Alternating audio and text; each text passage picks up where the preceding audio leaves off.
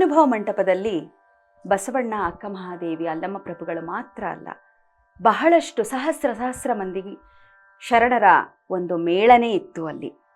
ಅದರಲ್ಲಿ ದೇವರ ದಾಸಿಮಯ್ಯನವರು ಕೂಡ ಅದ್ಭುತ ವಚನಕಾರರು, ಅದ್ಭುತವಾದಂತಹ ಸಾಲುಗಳನ್ನು ನಮಗೆ ಕೊಡುಗೆಯಾಗಿ ನೀಡಿದ್ದಾರೆ. ಅವರದೇ ಆದಂತಹ ಇಳೆ ನಿಮ್ಮ ದಾನ, ಬೆಳೆ ನಿಮ್ಮ ದಾನ, ಸುಳಿದು ಸೂಸುವ ಗಾಳಿ ನಿಮ್ಮ ದಾನ ಅಂತ ದೇವರ ದಾಸಿಮಯ್ಯನವರು ಹೇಳ್ತಾ ಇದ್ದಾರೆ. ಅದರ ಒಂದಿಷ್ಟು ಸಾಲುಗಳನ್ನು ಕೇಳೋಣ. ಇಳೆ ನಿಮ್ಮ ದಾನ, ಬೆಳೆ ನಿಮ್ಮ ದಾನ, ಇಳೆ ನಿಮ್ಮ ದಾನ, ಬೆಳೆ ನಿಮ್ಮ ದಾನ, ಇಳೆ ನಿಮ್ಮ ದಾನ, ಬೆಳೆ ನಿಮ್ಮ ದಾನ, ಸುಳಿದು ಸುಸುವ ಗಾಳಿ ನಿಮ್ಮ ದಾನ, ಸುಳಿದು ಸುಸುವ ಗಾಳಿ ನಿಮ್ಮ ದಾನ, ಇಳೆ ನಿಮ್ಮ ದಾನ, ಬೆಳೆ ನಿಮ್ಮ ದಾನ, ಇಳೆ ನಿಮ್ಮ ದಾನ, ಬೆಳೆ ನಿಮ್ಮ ದಾನ, ನಿಮ್ಮ ದಾನವನುಂಡು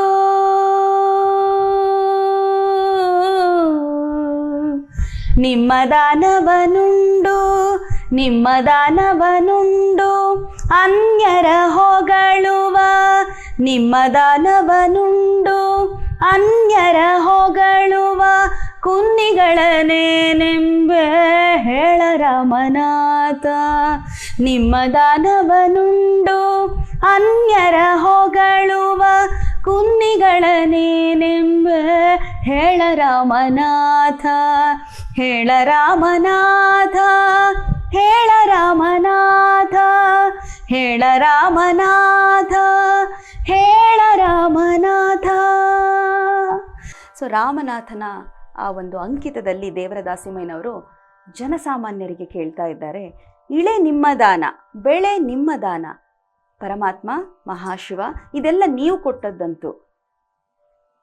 ಇದೆಲ್ಲದರನ್ನ ಹೊರತಾಗಿ ಮನುಷ್ಯ ನಿಮಿತ್ತರನ್ನು ನಾವು ಹೊಗಳ್ತಾ ಇರ್ತೀವಿ, ಇದು ನೀವು ಮಾಡಿದ್ದು, ಅಥವಾ ಇದು ನೀವು ಮಾಡಿದ್ದು, ಅಥವಾ ಇದು ನಾವು ಮಾಡಿದ್ದು, ಹೀಗೆ ಹೇಳೋದು ಎಷ್ಟರ ಮಟ್ಟಿಗೆ ಸತ್ಯ, ಎಷ್ಟರ ಮಟ್ಟಿಗೆ ಇದು ಸಲ್ಲುತ್ತೆ ಅಂತ ದೇವರ ದಾಸಿಮಯ್ಯನವರು ರಾಮನಾಥ ಅಂಕಿತದಲ್ಲಿ ಕೇಳ್ತಾ ಇದ್ದಾರೆ.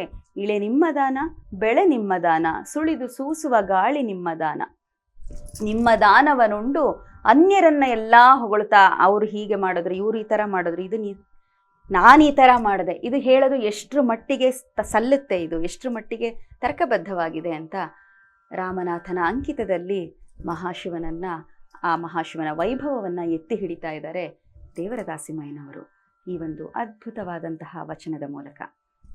ಶರಣಾರ್ಥಿಗಳು.